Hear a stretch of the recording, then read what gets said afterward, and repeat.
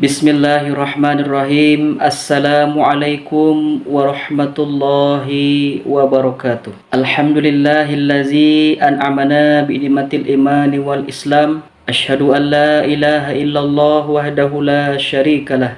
Wa asyhadu anna sayyidana Muhammadan abduhu wa rasuluh.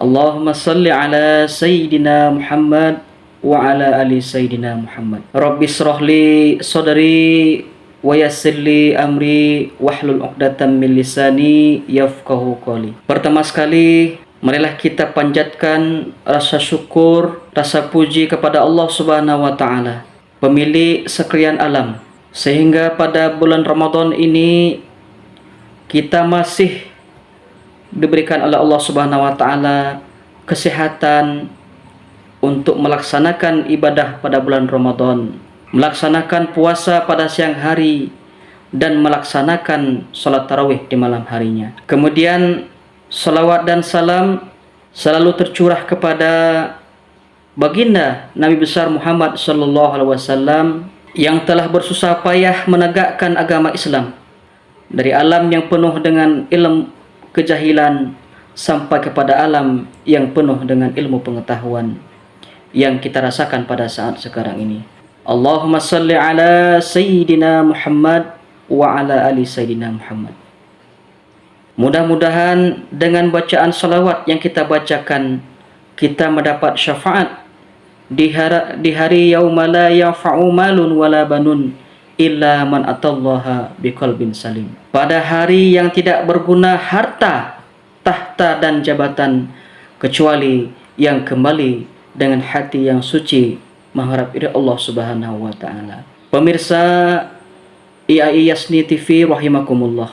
Tidak terasa kita sudah hampir sampai kepada pertengahan bulan Ramadan, yang mana pada pertengahan bulan Ramadan ini banyak sekali amalan-amalan atau ubudiah-ubudiah yang sangat besar pahalanya kalau seandainya kita laksanakan dengan rutin, kontinu mengharap ridha Allah Subhanahu wa taala. Salah satunya adalah melaksanakan zikir kepada Allah Subhanahu wa taala. Dengan zikir, hati kita akan menjadi tenang. Hati kita akan selalu dalam lindungan Allah Subhanahu wa taala.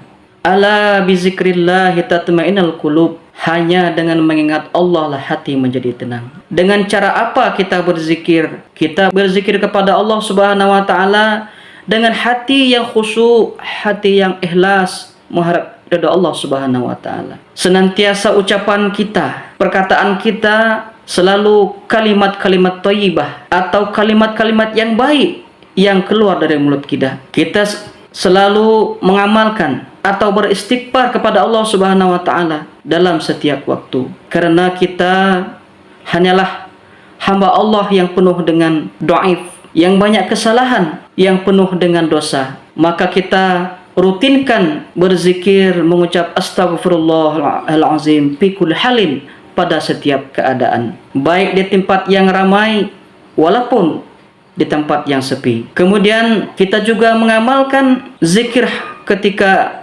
setelah melaksanakan sholat 5 waktu. Senantiasa kita rutinkan berzikir kepada Allah Subhanahu wa taala dengan kalimat-kalimat seperti alhamdulillah, segala puji bagi Allah. Kemudian dengan subhanallah, maha suci Allah. Kemudian dengan zikir Allahu akbar, Allah yang maha besar. Kita lantunkan setiap waktu kita untuk berzikir kepada Allah Subhanahu wa taala, sehingga kita terus hendaknya mengharap ridha Allah Subhanahu wa taala. Bagaimana hikmah berzikir kepada Allah Subhanahu wa taala? Hikmahnya adalah kalau kita rutinkan berzikir kepada Allah Subhanahu wa taala, pikiran kita, hati kita akan terikat selalu kepada Allah Subhanahu wa taala. Perkataan kita akan dijaga, kemudian sikap kita juga akan terjaga dengan mengamalkan zikir kepada Allah Subhanahu wa taala. Kemudian ketika kita berzikir, tidak lupa kita berdoa kepada Allah Subhanahu wa taala. Karena